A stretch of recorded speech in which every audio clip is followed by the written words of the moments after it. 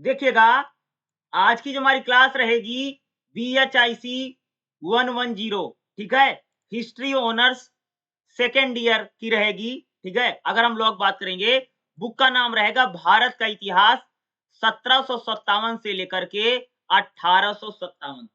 अगर मैं बात करूँ तो ये जो 1757 है, ठीक है? क्योंकि 1757 में ही प्लासी का युद्ध हुआ है। क्या भई? प्लासी का युद्ध हुआ है और 1764 में बक्सर हुआ है, ठीक है? यानी लगभग 100 साल का इतिहास हम लोगों को इस बुक में पढ़ना है। कितने साल का जी? 100 साल का इतिहास हम लोग पढ़ेंगे। यानी जब भारत पर ईस्ट इंडिया कंपनी ने एक प्रकार से शासन करना शुरू किया, लगभग अगर मैं बताऊँ लगभग 100 वर्षों तक कंपनी ने शासन किया है। किसने शासन किया 100 वर्षों तक? कंपनी ने शासन। कंपनी का नाम क्या है? East India company. और 1857 के बाद अगर आप देखेंगे तो ब्रिटेन की जो महारानी है, यानी भारत के लिए जो कानून वानून बनता था, वो ब्रिटेन की पार्लियामेंट में बनता था। ठीक है? पूरी बुक जो है लगभग 100 साल का इतिहास को लेकर के है। ये 1757 प्लासी और बक्सर से स्टार्ट होगी और 1857 की क्रांति पर जाकर के समाप्त होगी। अगर मैं बुक की बात करूँ तो बुक में लगभग अगर आप लोग देखेंगे तो 15 चैप्टर हैं। क्या है? 15 चैप्टर में पूरी बुक है। अगर आप देखें पहला चैप्टर क्या है, जैसे 18वीं शताब्दी की व्याख्या।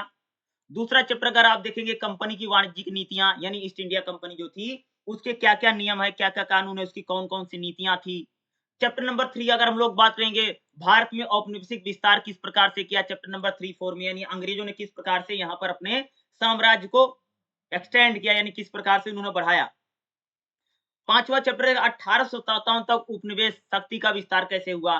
फिर चैप्टर नंबर 6 की बात करेंगे, प्रशासन और विधि, यानी अंग्रेजों ने किस प्रकार से यहाँ पर शासन प्रशासन चलाया या उन्होंने किस प्रकार से यहाँ से कानून बनाए। अंग्रेजी शिक्षा का प्रसार कैसे हुआ, 7वें चैप्टर में देखेंगे। 8वां चैप्टर जो आपका रहेगा भू अर्थव्यवस्था कैसे रही। चैप्टर नंबर 9 में अंग्रेजों ने किस प्रकार से हमारे देश में कृषि नीति को लेकर के आते हैं और कृषि का किस प्रकार से वाणिज्यिकीकरण होता है, ठीक है। चैप्टर नंबर 10 की अगर हम लोग बात करें, भारत में अनौद्योगिकरण, यानी किस प्रकार से अंग्रेजों ने एक प्रकार से चाल चल के भारत के उद्योग धंधों को उन्होंने समाप्त करने का प्रयास किया, ताकि वही लोग आकर के जो ब्रिटेन में जो कपड़े बनते थे, जो चीजें बनती थी, वो आकर के भारत में बिक सकें। क्योंकि आप सबको पता होगा कि भारत में अंग्रेजों से आने से पहले यहाँ पर छोटे छोटे उद्योग धंधे चलते थे। और आप सबको ये भी पता होगा कि हमारे देश का मसाले हों, कपड़े हों, ये दूसरे देशों में जाकर के काफ़ी बिकते थे। लेकिन आपको ये भी पता होगा कि जब अंग्रेज यहाँ पर शासन करने आते हैं या वो कंपनी आती है ईस्ट इंडिया कंपनी, उस समय ब्रिटेन में औद्योगिकरण हो गया है, यानी वहाँ पर बड़े-बड़े उद्योग धंधे लग गए हैं। तो ब्रिटेन को एक ऐसा जगह की ज़रूरत थी जहाँ पर वो अपने सामान को बेच सकें। तो भारत उसके लिए बहुत ज़्यादा मुफ़ीद था, वो आकर के अपने सामान को बेच सकते थे। और भारत में उद्योग धंधे पहले से थे। एक बात बताओ भाई, अगर भारत में ही कपड़ा बनेगा, भारत में चीज़ें बनेंगी तो लोग वही खरीद लेंगे। इसलिए अंग्रेजों ने एक प्रकार से साजिश रच के कह सकते हैं उन्होंने यहाँ के उद्योग धंधों को समाप्त किया, ताकि जो ब्रिटेन में बने उत्पाद हैं, वह भारत में आकर के आसानी से बिक सकें। चैप्टर नंबर 11 रहेगा कि भाई औपनिवेशिक शासन का आर्थिक प्रभाव क्या पड़ा, यानी किस प्रकार से अंग्रेजों ने इस देश को लूटा और किस प्रकार से उन्होंने यहाँ की कृषि व्यवस्था हो, व्यापार हो, उसको पूरी तरह उन्होंने समाप्त करने का प्रयास किया। 12वां चैप्टर हम लोग देखेंगे सामाजिक भेदभाव कैसे रहा, यानी किस प्रकार से अंग्रेजों के समय में उन्होंने भेदभाव किया, चाहे धार्मिक आधार पे था या जातीय आधार पर था। चैप्टर नंबर 13 हमारा रहेगा किसान और आदिवासी, यानी किस प्रकार से अंग्रेजों के खिलाफ किसानों ने, आदिवासियों ने संघर्ष किया। किसानों के अगर आप देखेंगे खास तौर से आपने देखा भी होगा, किसानों ने लेकर के भी उनके खिलाफ आंदोलन किया। आदिवासियों का आप बिरसा मुंडा का नाम तो जानते होंगे। तो इस प्रकार के काफ़ी लोगों ने, चाहे फार्मर्स हो, चाहे आदिवासी, उन लोगों ने अंग्रेजों का विरोध किया, प्रतिरोध किया। ठीक है? चैप्टर नंबर 14 में हम लोग देखेंगे 1857 की जो क्रांति थी, यानी 1857 का स्वतंत्रता संग्राम होता है। और जो हमारा 15वां आखिरी चैप्टर रहेगा, अनुबंध श्रमिक की शुरुआत, यानी एक प्रकार से कॉन्ट्रैक्ट लेबर, यानी कॉन्ट्रैक्ट जो वर्कर होते थे उसकी शुरुआत किस प्रकार से की गई। लगभग ये 15 चैप्टर हैं और 15 चैप्टर की अगर मैं बात कहूँ तो चैप्टर यही बात, यानी पूरी किताब में यही बातें बताई गई हैं, किस प्रकार से भारत में ईस्ट इंडिया कंपनी अपनी शुरुआत करती है। 1757 में उन्होंने प्लासी किस प्रकार से जीता और 1764 में जब उन्होंने बक्सर जीता, वहीं से कह सकते हैं ईस्ट इंडिया कंपनी बिल्कुल कंफर्म हो गई थी कि अब वो यहाँ पर शासन ही करेगी। और लगभग 100 वर्षों तक उन्होंने शासन किया और 100 वर्षों के बाद भारत में एक, अगर आप देखेंगे तो विद्रोह होता है या कह लीजिए स्वतंत्रता संग्राम, उसको अलग-अलग इतिहासकारों ने अलग-अलग नाम से दिया है। तो ये चीज़ें हम लोगों को देखने को मिलती है। और ये जो पूरी किताब है वह 18वीं शताब्दी के ऊपर है। क्या है? 18वीं शताब्दी के ऊपर कि 18वीं शताब्दी कैसे रही। तो अब देखिएगा हम लोग चैप्टर वाइज़ चलो देखते हैं, एक-एक चैप्टर को मैं आप सबको पढ़ाता हूँ, ठीक है? इसमें जितना इम्पोर्टेंट रहेगा या जो भी आपके एग्ज़ाम में पूछा जा सकता है, हम लोग एक समरी टाइप से एक ईज़ी लैंग्वेज समझने की कोशिश करेंगे कि बुक में क्या है और हमें क्या-क्या पढ़ना है। तो देखिएगा पहला जो हमारा चैप्टर क्या है? 18वीं शताब्दी में राज्य व्यवस्था, अर्थव्यवस्था और समाज। यानी 18वीं शताब्दी में भारत में शासन कैसा है, भारत में अर्थव्यवस्था कैसी है और भारत का समाज कैसा है। अगर आप लोग देखेंगे पहला क्वेश्चन आपका क्या है, 18वीं शताब्दी अंधकार का युग था। देखो एक चीज़ मैं बताऊँ कि भारत में जब 18वीं शताब्दी की शुरुआत होती है, तो एक तरफ अगर आप देखेंगे तो मुगलों का पतन शुरू हो गया। क्या हो गया? मुगलों का पतन शुरू हुआ। क्योंकि जब 17 अगर आप देखेंगे भाई मेरे, जब 1707 में क्या 1707 में जब औरंगजेब की डेथ होती है, उसके बाद जितने भी मुगल बादशाह हैं, कोई बहुत बड़ा मुगल बादशाह नहीं है कि जिसने लंबे समय तक शासन किया। सारे के सारे क्या थे? कमज़ोर शासक थे। यानी मुगल साम्राज्य जो है, वह औरंगजेब की डेथ के बाद कमज़ोर पड़ा। पहली बात ये रही, यानी 1707 में यानी 18वीं शताब्दी में ही मुगल साम्राज्य कमज़ोर पड़ा। दूसरा क्या था कि यहाँ पर जब मुगल कमज़ोर पड़े, तो यहाँ पर कई सारी देसी रियासतों का जन्म होता है। जैसे मैं एग्ज़ाम्पल बताऊँ, मुगलों से अगर आप देखेंगे, तो पंजाब अलग हो गया। अगर आप देखेंगे पंजाब में महाराजा रणजीत सिंह ने अपना एक साम्राज्य खड़ा कर लिया। उसी प्रकार से अगर आप देखेंगे कि जो मध्यकाल में विजयनगर और हम लोग बहमनी देखते हैं, विजयनगर की जगह पर मैसूर का जन्म हुआ। उसी प्रकार से अगर आप देखेंगे अवध अलग निकल गया मुगलों से। अगर आप देखेंगे अवध निकल गया, बंगाल निकल गया। तो अगर आप देखेंगे 18वीं शताब्दी में एक तरफ अगर आप देखेंगे तो मुगल कमज़ोर पड़े। यानी मुगल साम्राज्य जब कमज़ोर पड़ा, तो भारत में नई-नई देसी शक्तियों का जन्म हुआ। यानी देसी शक्तियाँ यानी देसी राज्यों का उदय होता है, ठीक है? और ये लोग क्या थे? आपस में लड़ते थे, ठीक है? 3 चीज़ें हो रही। पहली घटना क्या घटी भाई? पहली घटना ये घटी 1707 में औरंगज़ेब की डेथ होने से मुगल जो बादशाह है वो सारे कमज़ोर थे या वह शासन को बेहतर तरीके से नहीं चला सके। यानी मुगल कमज़ोर पड़े या मुगलों का पतन हुआ। ठीक है? 18वीं शताब्दी में। दूसरा क्या हुआ? दूसरा है कि मुगल जब कमज़ोर पड़े, तो भारत में नई-नई देसी यानी देसी राज्यों का जन्म होता है या अलग-अलग जैसे मैसूर है, बंगाल है, अवध है, सिंध है, पंजाब है, ठीक है? अवध है, हैदराबाद है, ये सब 18वीं शताब्दी में आते हैं। जिससे क्या हुआ कि ये लोग आपस में ही लड़ते रहते थे। आप सबको पता होगा कि भाई देखोगे मैसूर हो, अवध हो, बंगाल हो, ये लोग आपस में ही लड़ते रहते थे, ठीक है? और उसी समय क्या था कि भारत में कई सारी विदेशी कंपनियां एंटर करती हैं। जैसे एक अंग्रेजी कंपनी नहीं थी, भारत में डच थे, पुर्तगाली थे, स्पेनिश थे, फ्रांसीसी थे। यानी अगर आप देखेंगे स्पेनिश कंपनी भी भारत में आ गई थी, पुर्तगाली भी आ गए थे, डच भी आ गए थे, तो ये सभी लोग भारत में आकर के बैठे हैं। और वहीं पर कह सकते हैं कि जो ईस्ट इंडिया कंपनी है, वही वह कह सकते हैं सबसे ज्यादा चालाक थी, सबसे ज्यादा माहिर थी। उन्होंने क्या किया कि भारत में एक प्रकार से जो राजनीतिक फूट थी, क्योंकि यहाँ पर जो देसी रियासतें थी, वह आपस में लड़ती थी। और इसका फायदा किसने उठाया? इसका फायदा उठाया किसने उठाया? ईस्ट इंडिया कंपनी ने उठाया। और ईस्ट इंडिया कंपनी ने क्या किया कि यहाँ पर जो देसी रियासतें थी, जो देसी रजवाड़े थी, उनको मदद का आश्वासन दिया। किसका दिया? कि हम तुम्हारी मदद दे देंगे। अब जैसे एग्जांपल देके बताऊँ, जैसे बंगाल में गए, तो वही बंगाल के नवाब को बोले हम आपका मदद करेंगे और फलाने से लड़ाई लड़ लो।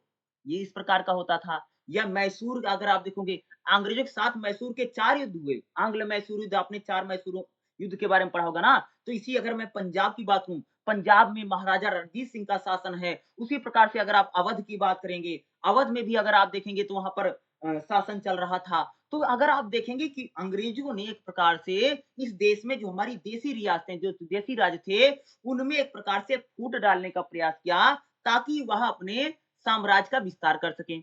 और जब उन्होंने 1757 में प्लासी, अंग्रेजों ने पहला लड़ाई कब लड़ी यहाँ पर? 1757 में प्लासी लड़ी। बल्कि एक घरेलू आंतरिक कलह का मामला था। ऐसा नहीं था अंग्रेज बहुत मजबूत थे, बल्कि तो यहाँ पर सामान-वामान बेचने आए थे ना, और क्या करने आए थे? शासन करने तो आए नहीं थे। लेकिन क्या था, 1757 में लड़ाई हुई थी प्लासी की युद्ध। और प्लासी एक प्रकार से बंगाल के जो नवाब हैं सिराजुद्दौला, वो उन्हीं की एक प्रकार से घर में आंतरिक कला है और बंगाल का नवाब अलग-अलग लोग बनना चाहते हैं। इस वजह से 1757 में क्योंकि हमारे देश में भैया सबको राजा बनना था। क्या? हमारे देश में बड़ी चीज़ क्या है क्या सबको राजा बनना है। तो भैया अंग्रेज़ सबको लालच देते कि भैया तुमको राजा बना देंगे, तुमको राजा बना देंगे। तो 1757 में प्लासी होता है और उसके कुछ वर्षों के बाद एक लड़ाई और होती है जिसको हम लोग बक्सर के नाम से जानते हैं, बक्सर के युद्ध।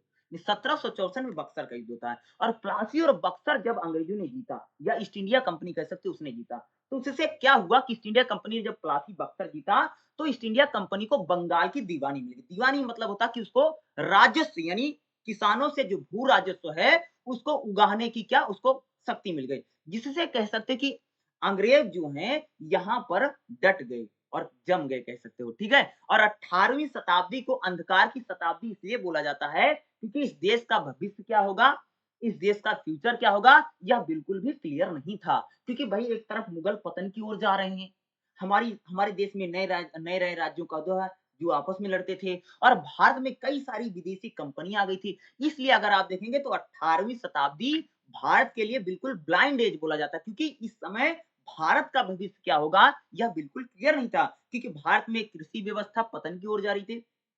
व्यापार बिल्कुल खत्म हो गया था, बेरोज़गारी, भुखमरी, महँगाई, तमाम सारी समस्याएँ थी और इस समय कह सकते हैं 18वीं शताब्दी में भारत में अगर आप देखोगे तो राजनीति बिल्कुल अस्थिर हो चुकी है। मुगल पतन की ओर हैं, नए-नए राज्य आपस में लड़ते रहते हैं और वहीं पर उसका फ़ायदा किसने उठाया? ईस्ट इंडिया कंपनी ने उठाया, ठीक है? और इसीलिए 18वीं शताब्दी को अंधकार की शताब्दी इसलिए कहा जाता है क्योंकि 18वीं शताब्दी में बिल्कुल पता नहीं चल रहा था कि भारत का भविष्य क्या होगा। इसलिए कई सारे इतिहासकार जो हैं 18वीं शताब्दी को अंधकार की शताब्दी कहते हैं क्योंकि इस समय इस देश का भविष्य क्या होगा, देश में कौन शासन करेगा, कैसे इस देश का उज्जवल भविष्य होगा, यह बिल्कुल भी दिखाई नहीं दे रहा था। इसलिए कई सारे उस समय के इतिहासकारों ने, हिस्टोरिकन जो है उन्होंने बोला कि 18वीं शताब्दी को ब्लाइंड एज यानी अंधकार की शताब्दी बोला। क्योंकि भाई इस समय इस देश का भविष्य क्या होगा, यह बिल्कुल भी दिख नहीं रहा था। अब देखिए इसी में दूसरा हमारा क्वेश्चन क्या है, मुगल साम्राज्य का पतन। अब हम लोग बात करेंगे हमने अब लोगों ने बात की भाई कि 18वीं शताब्दी में एक बड़ी घटना घटी कि मुगलों का पतन हुआ। आप सबको पता होगा कि अंतिम खास तौर से अगर मैं मजबूत मुगल बादशाहों की बात करूँ तो औरंगज़ेब है। औरंगज़ेब के बाद जितने मुगल बादशाह हैं सब ऐसे गँवार टाइप के लोग थे, या कह सकती हूँ कि वो बहुत शक्तिशाली शासक नहीं रहे। या कह सकते हैं कि अयोग्य शासक, एक शब्द हम लोग बोलते हैं अयोग्य शासक। यानी औरंगज़ेब के बाद जो भी मुगल बादशाह बना वो सभी लोग क्या थे? अयोग्य थे। यानी उसमें साम्राज्य चलाने की कोई उनमें योग्यता नहीं थी। तो 1707 में कब भई? 1707 में जब औरंगज़ेब की डेथ हुई, किसकी डेथ हुई जी? औरंगज़ेब की। और औरंगज़ेब की डेथ होने के बाद अगर आप देखो जितने मुगल बादशाह थे, बहादुर शाह जफ़र हैं या बहुत सारे मुगल बादशाह थे, रंगीला हैं, ठीक है? ये इस टाइप के बहुत सारे बादशाह थे, लेकिन वो क्या थे? साम्राज्य को बेहतर चलाने से। इसलिए मुगलों के पतन की सबसे बड़ी चीज़ है आंतरिक कमजोरी। यानी मुगल साम्राज्य खुद ही अंदर से कमजोर पड़ गया। क्यों कमजोर पड़ गया? क्योंकि इसके जो शासक थे, इसमें जो राजा है, उन्होंने साम्राज्य चलाने की उनमें किसी प्रकार की योग्यता नहीं थी और अयोग्य व्यक्ति शासन को चला नहीं सकता है। इसलिए मुगल साम्राज्य जो है, वह कमजोर पड़ा। या दूसरा आप ये भी कह सकते हैं कि मुगलों का पतन होने के पीछे सबसे बड़ा कारण यह भी रहा क्योंकि जब औरंगज़ेब अगर मैं औरंगज़ेब की बात कहूँ, तो औरंगज़ेब शासन दिल्ली से करता था। लेकिन लगभग अगर बताओ तो ज़िंदगी के अपने 25 महत्वपूर्ण साल जो लास्ट के उसके साल बचे थे, उसने सिर्फ़ दक्षिण में बिता दिए। क्योंकि दक्षिण में उसने कह सकते हैं एक प्रकार से मराठों को शांत करने में उसने पूरी शक्ति लगा दी। दिल्ली पर उसने ध्यान नहीं दिया और मुगल साम्राज्य एक प्रकार कैसा है केंद्रीय की शासन प्रणाली। मुगलों का जो पूरा शासन प्रशासन चलता है वो पूरा सेंट्रलाइज़ सिस्टम है, केंद्रीय की शासन प्रणाली है। और केंद्रीय की शासन प्रणाली में अगर आप देखोगे कि अगर राजा हिला, सेंटर हिला, तो भैया सब ताश के पत्तों की तरह ढह जाएगा। और जब मुगल साम्राज्य में जब शासक कमजोर पड़ा, जब राजा कमजोर पड़ा, क्योंकि पूरा सेंट्रलाइज़ सिस्टम यानी जिसको हम लोग हिंदी में लोग बोलते हैं केंद्रीय शासन प्रणाली, यानी भैया ऊपर से ही सब कुछ चलता है, यानी बादशाह ने जो कह दिया वही नीचे के लोग मान लेते हैं, ठीक है? और ऐसी परिस्थिति में क्या होता है कि अगर बादशाह जो है वह शक्तिशाली शासक नहीं है या वो पूरे साम्राज्य को लेकर के नहीं चल पा रहा है, तो क्या होगा कि पूरी जो सत्ता होगी वो ताश के पत्तों की तरह ढह जाएगी। इसमें क्या हुआ कि एक तो लगभग लंबे समय तक औरंगज़ेब दिल्ली दिल्ली में रहते नहीं थे, दक्षिण में रहते थे और खास तौर से मराठों को शांत करने में थे। इस वजह से क्या हुआ कि पूरे साम्राज्य में एक प्रकार से कमजोरी आ गई। यानी उनके जो मंत्री-संतरी जो थे उनका कहाँ मानते नहीं थे। इस वजह से क्या हो कि धीरे-धीरे जो मुगल साम्राज्य कमजोर की तरफ बढ़ा। और औरंगजेब की जब डेथ हुई 1707 में तो उससे क्या हुआ कि उनके बाद जितने मुगल बादशाह आए, वो सारे अयोग्य थे। यानी उसमें उनमें किसी प्रकार का टैलेंट नहीं था। वो साम्राज्य को चला ही नहीं सकते थे या साम्राज्य को चलाने की जो इच्छा शक्ति होनी थी, उनमें इच्छा शक्ति नहीं थी। दूसरा क्या कि मुगलों को बाहर से भी चुनौती मिली। मुगलों के पतन होने का दूसरा सबसे बड़ा कारण है कि नए-नए राज्यों का उदय हो गया। जब मुगल कमजोर पड़े क्या? जब मुगल बादशाह कमजोर पड़े, तो क्या हुआ कि नए राज्यों का उदय जैसे अगर अब मैं बात करूँ जैसे बंगाल एक नया राज्य बना, अवध, पंजाब, मैसूर, हैदराबाद। तो इस प्रकार से अगर आप देखेंगे तो जब नए-नए राज्यों का उदय हुआ, इससे क्या हुआ कि मुगलों को चुनौती मिली और मुगल कमजोर पड़े। अगला क्या पतन के और भी कुछ कारण हैं। जैसे अगर आप देखोगे मनसबदारी, मनसबदारी एक प्रकार का क्या होता कि लोगों को मनसब दिए जाते थे, वो किसानों से खेती करवाते थे। गलत मनसबदारी का बाँटना या कह सकते हैं ज़मींदारी प्रथा इसमें चलती थी मुगलों के समय। एक भैया मनसब व्यवस्था, आप सबने किताब में पढ़ा भी होगा मनसबदारी ज़रूर पढ़ा होगा और दूसरा क्या है कि ज़मींदारी। ज़मींदारी यानी अंधाधुंध ज़मींदारी बटी। मनसब लोगों यानी अयोग्य अयोग्य व्यक्ति को भी मनसबदार बना दिया गया और ज़मींदार बना दिया और जब कोई अयोग्य व्यक्ति किसी कहीं पर भी बनेगा, तो भैया वह तो काम तो करेगा ही करेगा, इसे करेगा। तो ये पतन की कुछ समस्या है। दूसरा क्या है, मुगल परंपराओं में निरंतरता। यानी मुगलों के जो तीज त्योहार जो परंपराएँ थी, वह धीरे-धीरे का समाप्त हो जाना भी क्या है, मुगलों के राजनीतिक पतन का एक बड़ा कारण बना। ठीक है? यानी कृषि व्यवस्था चरमरा गई। मुगल सेना में एक प्रकार से कह सकते हैं दुष्प्रभाव आ गया। मुगलों की जो सेना जो पहले एक प्रकार से बहुत बेहतर सेना होती थी, अब वह सेना शराब का सेवन करने लगी या उस सेना में कह सकते हैं एक प्रकार से चरित्रहीनता आ गई या सैनिक जो पहले बहुत राज के लिए निपुण निष्ठावान थे, अब उनमें निष्ठा समाप्त हो गई। यह भी कह सकते हैं कि मुगलों के पतन का कारण बना। कमज़ोर शासक जो रहा यानी सबसे बड़ा कारण क्या है कि कमज़ोर नेतृत्व रहा। क्योंकि औरंगज़ेब के बाद अगर आप देखेंगे तो कोई बहुत बड़ा बादशाह नहीं है, जो पूरे मुगल साम्राज्य को चला सकता है। इसलिए क्या हुआ कि जब क्योंकि केंद्र की पूरी शासन प्रणाली मुगलों का पूरा सिस्टम केंद्र सेंट्रलाइज़ सिस्टम है, ठीक है? जैसे आज हमारे देश में केंद्र सरकार होती है, उसी प्रकार से भैया सेंट्रलाइज़ सिस्टम चलता था, ठीक है? केंद्रीय शासन में इसको हम लोग हिंदी में बोलते हैं।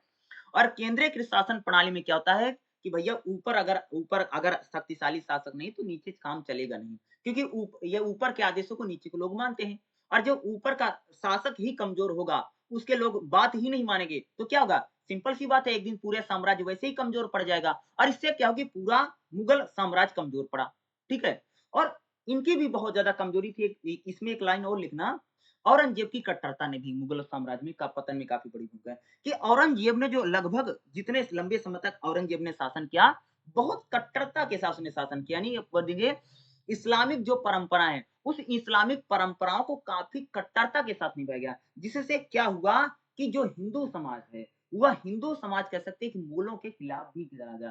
क्योंकि जिस प्रकार से खास तौर से हिंदू समाज ही नहीं, बल्कि मुसलमान समाज की भी अगर आप बात करेंगे, तो वह भी औरंगजेब की बहुत ज़्यादा सपोर्ट मिला। क्योंकि औरंगजेब की अगर आप बात करोगे, तो उसने यहाँ पर क्या किया?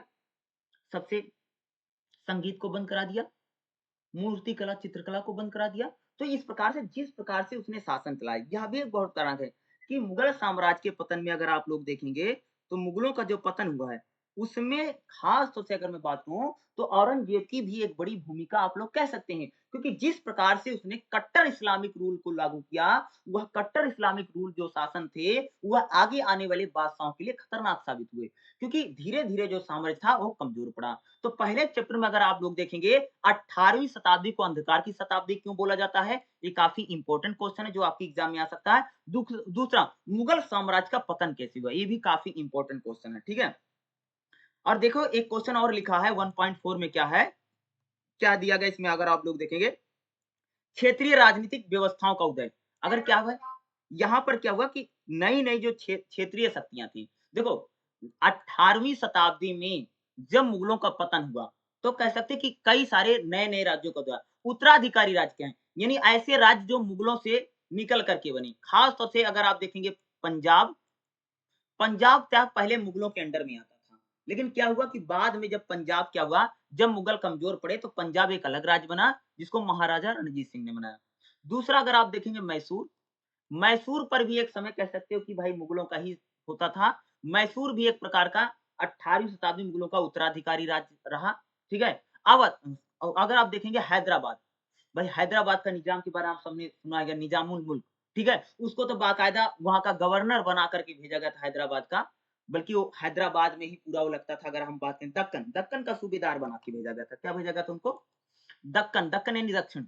दक्कन में ही पूरा हैदराबाद था। तो देखो क्या होता, मोहम्मद शाह रंगीला मुगल बादशाह था। कौन था? मोहम्मद शाह रंगीला मुगल बादशाह है और उसने निजामुल मुल्क नाम उनका, ठीक है? उनको भाई दक्कन का सूबेदार बना के भेजा और उसने दक्कन में गया, दक्कन में गया और वहाँ जाकर के स्वतंत्र हैदराबाद की स्थापना कर देता है। और इससे क्या हो कि एक उत्तराधिकारी राज्य का वहाँ पर क्या होता है, जन्म होता है। नवीन राज्य क्या, नए-नए राज्य में अगर आप देखें उस समय 18वीं शताब्दी में नए-नए राज्य कौन-कौन से? खास तौर से अगर आप देखेंगे तो अगर हम जैसे अवध की बात करें, तो अवध जो है एक बिल्कुल नवीन राज्य बना, बंगाल एक नया राज्य बना, सिंध एक नया राज्य बना, क्योंकि यह भी अगर आप देखेंगे इन नए-नए राज्यों का हो रहा था उदय हुआ। ये उदय का सबसे बड़ा कारण है कि मुगलों का कमज़ोर पड़ जाना। क्या मैंने बोला? कि मुगल सत्ता जिस प्रकार से कमज़ोर पड़ी, वह नए-नए राज्यों का स्वतंत्र राज्य कौन-कौन से उभर के आते हैं? जैसे अगर आप देखेंगे खास तौर से मुगलों से अवध निकल गया, मुगलों से ही पंजाब निकल गया, मुगलों में से ही हैदराबाद निकल गया। ये क्या है? ये स्वतंत्र राज्य स्थापित हुए। स्वतंत्र राज्य यानी एक खेती यानी क्या था, मुगल एक समय जब बहुत, जैसे अगर आप देखोगे जब तक बादशाह कौन रहा? औरंगज़ेब रहा। तब तक पूरा जो मुगल साम्राज्य था उसके कंट्रोल में था। लेकिन जब जैसे ही औरंगज़ेब की डेथ होती है, उसके बाद जितने भी मुगल बादशाह आते हैं, मुगल बादशाह इतने कमज़ोर हैं कि वह अपने साम्राज्य को एकजुट ही नहीं रख पाए। क्या थे? कि वह अपने साम्राज्य को बिल्कुल भी वह एकजुट नहीं रख पाए। इससे क्या हुआ कि भाई एक-एक राज्य, पंजाब जैसे पंजाब निकल गया, मैसूर निकल गया, हैदराबाद निकल गया, सिंध निकल गया, अवध निकल गया, बंगाल निकल गया। इस प्रकार से एक-एक जो राज्य थे वो मुगल से हट-हट के स्वतंत्र राज्य बनते चले। जिससे क्या हुआ कि हमारे देश में क्षेत्रीय राजनीतिक शक्तियों का उदय हमें दिखाई देता है। क्षेत्रीय राजनीतिक व्यवस्थाओं की कमजोरी। देखो ये जो जब अगर आप देखो 18वीं शताब्दी में जब क्षेत्रीय राजनीतिक शक्तियों का उदय हुआ, उससे क्या हुआ कि ये लोग आपस में ही लड़ते थे। अगर आप देखोगे हैदराबाद मैसूर से लड़ रहा है, मैसूर अगर आप देखेंगे तो इनसे लड़ रहा है, अवध देखेंगे तो बंगाल से लड़ रहा है। यानी ये जो क्षेत्रीय शक्तियाँ थी, जो हमारे देश में क्षेत्रीय शक्तियों का उदय हुआ, ये सारी क्षेत्रीय शक्तियाँ आपस में ही लड़ती रही। ठीक है? और इसका फ़ायदा किसने उठाया? इसका फ़ायदा उठाया भैया जो हमारे देश में विदेशी कंपनी है, जैसे ईस्ट इंडिया कंपनी, पुर्तगाली, डच, फ्रांसीसी, क्योंकि ये लोग देख रहे थे कि ये लोग भैया खुद में ही लड़ रहा है, तो इसका राजनीतिक फ़ायदा किसने उठाया? ईस्ट इंडिया कंपनी उठाया। और वही कह सकते हैं 18वीं शताब्दी में वही ईस्ट इंडिया कंपनी आकर के जो यहाँ पर सामान बेचने आए थे, क्या? जो यहाँ पर सामान बेचने आए थे, यानी कहने का मतलब एक लाइन क्या बोला जाता है कि एक व्यापारिक कंपनी, क्या बोलोगे? कि एक व्यापार करने यानी एक व्यापारिक कंपनी यहाँ पर राजनीतिक सत्ता को प्राप्त कर लेती। क्या बोलोगे?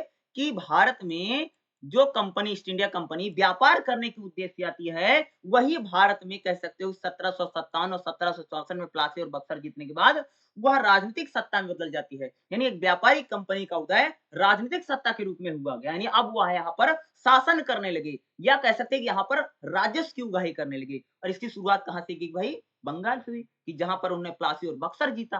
ठीक है? तो पहले चैप्टर में कई सारे क्वेश्चन है, जैसे ब्रिटिश शक्ति का उदय कैसे हुआ? भाई अंग्रेजी शक्ति का उदय कैसे हुआ? क्योंकि अंग्रेज जो है एक व्यापारिक कंपनी थी। ईस्ट इंडिया कंपनी व्यापार करने आई और उसने कह सकते हैं यहाँ पर आंतरिक कलह, यानी ये लोग तो आपस में लड़ते रहते थे, इसका उन्होंने फायदा उठाया, जिसमें बोलते फूट डालो राज करो। किसी को बोलते थे मैं तेरा सपोर्ट कर दूंगा, तू फलाने के साथ लड़ ले। इसमें जाकर के वो लोग लड़ रहे थे। इसका फायदा किसने उठाया? इस ब्रिटिश शक्ति ने उठाया। और कह सकते हैं कि वही जो ब्रिटिश शक्ति थी, यही वही जो अंग्रेज थे, जो यहाँ पर सामान बेचने आए थे, वही उन्होंने क्या किया, एक प्रकार से यहाँ पर राजनीतिक सत्ता प्राप्त कर ली। दक्षिण में अंग्रेज और फ्रांसीसी में संघर्ष होता है, क्योंकि भारत में सिर्फ ईस्ट इंडिया कंपनी नहीं थी, बल्कि फ्रांसीसी हैं, डच हैं, पुर्तगाली हैं, ये सब थे।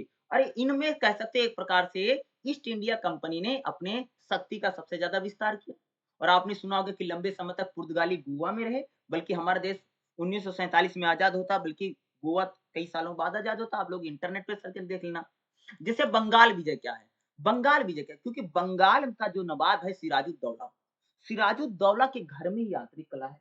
उसकी मौसी है, उसका जो खुद का सेनापति है, ये लोग खुद सिराजुद्दौला को पसंद नहीं करते हैं। इसलिए इस आंतरिक कला यानी इस घर की जो लड़ाई है, इसका फ़ायदा किसने उठाया?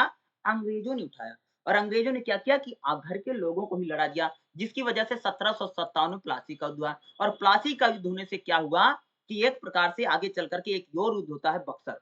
1764 में बक्सर का युद्ध हुआ और बक्सर के युद्ध को जब अंग्रेजों ने जीता, वहीं से कह सकते हैं कि हमारे देश में बिल्कुल कन्फर्म हो गया।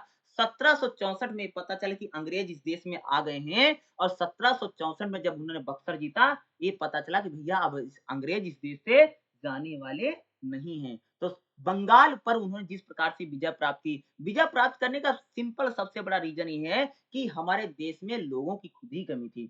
यानी घर की आंतरिक कला का उन्होंने लाभ उठाया। दूसरा क्या कि हमारे देश के लोग आपस में ही लड़ते थे, इसका भी उन्होंने फ़ायदा उठाया और कह सकते हैं कि अंग्रेज़ों ने यहाँ पर एक राजनीतिक सत्ता का पुनर्गठन किया। जो लोग यहाँ पर सामान बेचने के रूप में आए थे, जो लोग यहाँ पर साबुन, तेल, कंघी, शीशा और सामान कपड़ा-लत्ता बेचता था, वो यहाँ पर शासन करने की योग्यता उसने धारण कर ली। यानी अब वहाँ पर वो बंगाल की उनको दीवानी मिल गई।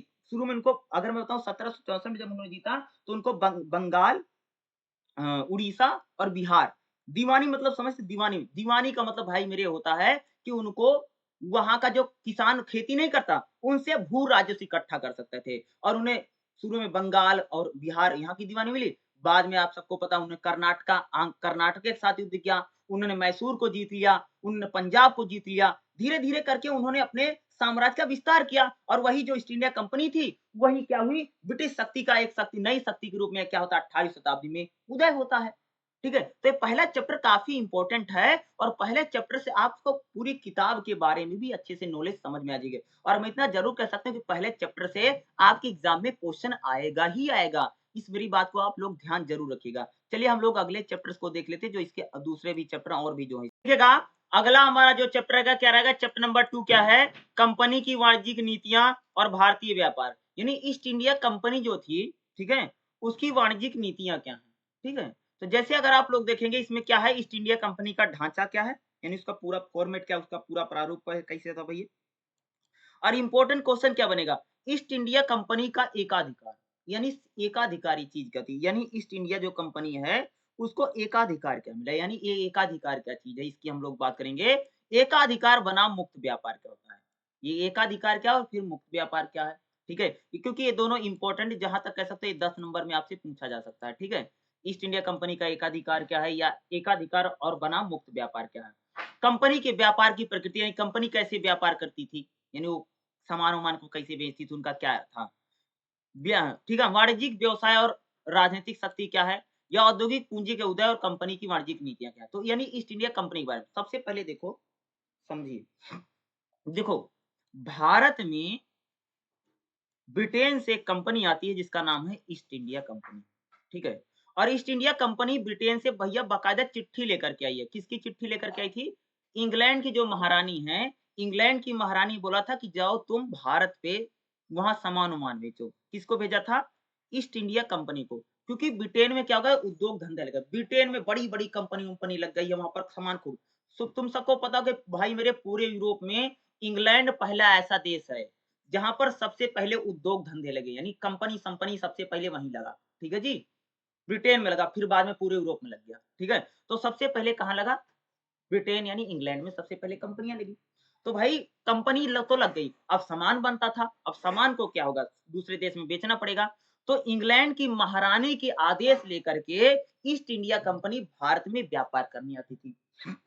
और मैं इस क्वेश्चन को बता रहा हूँ ईस्ट इंडिया कंपनी का एकाधिकार और जब भारत में ईस्ट इंडिया कंपनी व्यापार करने आई तो ईस्ट इंडिया कंपनी को एकाधिकार है यानी ब्रिटेन की तरफ से ध्यान रखना क्या बोला ब्रिटेन की तरफ से यानी ओनली ईस्ट इंडिया कंपनी ही व्यापार करती थी बाकी ब्रिटेन की कोई और दूसरी कंपनी भारत में व्यापार नहीं करती थी ऐसा नहीं है कि ब्रिटेन में और भी कंपनियां थी क्या बोला ब्रिटेन में और भी कंपनियां थी जो व्यापार करती थी लेकिन ईस्ट इंडिया कंपनी को खास तौर से भारत में ही व्यापार करने को कहा गया और भारत में कोई और दूसरी कंपनी ब्रिटेन से व्यापार नहीं करती थी बल्कि इसी को हम लोग बोलते एकाधिकार यानी पूरे भारत में सिर्फ ईस्ट इंडिया कंपनी ही ब्रिटेन से व्यापार करती थी और कोई भी कंपनी व्यापार नहीं करती थी। इसको बोलते हैं कि ईस्ट इंडिया कंपनी का एकाधिकार था, ठीक है?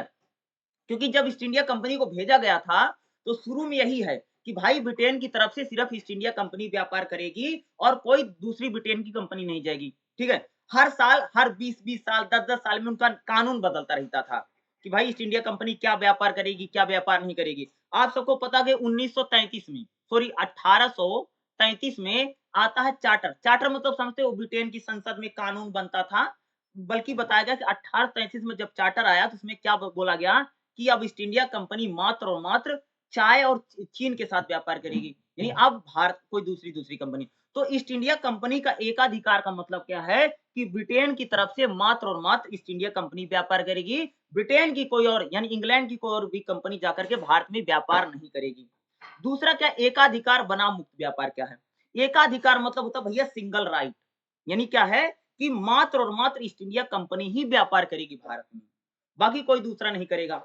और भाई आपको पता है कि जब ब्रिटेन की ईस्ट इंडिया कंपनी भारत में व्यापार करती थी, तो इंग्लैंड में ऐसे बहुत सारा कंपनी वाले लोग थे, वो कहते थे भाई हमको भी बेचने का मौका मिलना चाहिए। वो लोग संसद में, उनके समर्थक लोग बोलते थे कि भाई ईस्ट इंडिया कंपनी ही भारत में व्यापार क्यों कर रही है? क्योंकि उसने यहाँ पर एक राजनीतिक शक्ति प्राप्त कर ली थी। और वहाँ उनकी संसद में इसको लेकर के काफ़ी डिबेट होती थी कि यानी भारत में सिर्फ ईस्ट इंडिया कंपनी व्यापार कर रही है, वही सारा मुनाफ़ा कमा रही है, हम लोगों को भी मौका मिलना चाहिए। तो क्या होता है कि कानून आता है कि अब ईस्ट इंडिया कंपनी के साथ-साथ दूसरी कंपनियां भी व्यापार करें, यानी इसको बोलते हैं मुक्त व्यापार। यानी अब ब्रिटेन की तरफ से सिर्फ ईस्ट इंडिया कंपनी ही नहीं, बल्कि दूसरी कंपनियां भी व्यापार करेंगी। और उसमें एक बड़ा बदलाव किया कि ईस्ट इंडिया कंपनी चीन के साथ और चाय का व्यापार करेगी, बाकी और दूसरे जो व्यापार हैं वो दूसरी कंपनियां व्यापार करेंगी, क्योंकि एक उसका जो सिंगल राइट था, एकाधिकार था। जैसे भाई किसी इलाके में बोल दिया कि जैसे तुम एक भाई एग्जांपल हो, जैसे मान लो डाकू वाकू नहीं, चोर हो, तो बोलता नहीं कि भैया इस इलाके में मैं चोरी करता हूँ, इस इलाके में कोई दूसरा चोरी नहीं करेगा, यानी मैं एक अकेला ही चोर हूँ और पूरे इलाके में मैं ही चोरी करूंगा। तो अकेला आदमी चोरी करता है, ठीक है। और मान लो कुछ साल के बाद हो गया कि उसमें उस इलाके में वो अकेला चोरी करता था, अब क्या होगा, 10-12 आदमी मिलके चोरी कर रहे हैं, अकेला नहीं है। सिंगल राइट का मतलब ये है, एकाधिकार ये है कि ईस्ट इंडिया कंपनी ही सिर्फ भारत में व्यापार करती थी ब्रिटेन की तरफ से, और कोई नहीं करता था। और मुक्त व्यापार क्या? मुक्त व्यापार का मतलब क्या है कि ईस्ट इंडिया कंपनी के साथ-साथ अब ब्रिटेन की दूसरी कंपनियां भी भारत में व्यापार करने लगी। और ये 1833 के बाद हुआ। कब हुआ? 1833 के बाद हुआ। और जब 1857 की क्रांति होती है, देखो याद रखना, 1757 से लेकर के 1857 तक ईस्ट इंडिया कंपनी व्यापार करती थी भारत में। कौन करता था? और ईस्ट इंडिया कंपनी व्यापार करती थी और पूरा शासन ईस्ट इंडिया कंपनी रहती थी। लेकिन जब 1857 की क्रांति हुई, 1857 की क्रांति के बाद कहा कि भारत पर शासन इंग्लैंड की महारानी ने शुरू किया, करना शुरू किया। भारत के लिए जो कानून वानून बनता था, जो सब इंग्लैंड की संसद बनाती थी। यही 100 वर्षों तक कंपनी ने शासन किया। उसके बाद कंपनी की शक्तियाँ घटने लगी। क्या?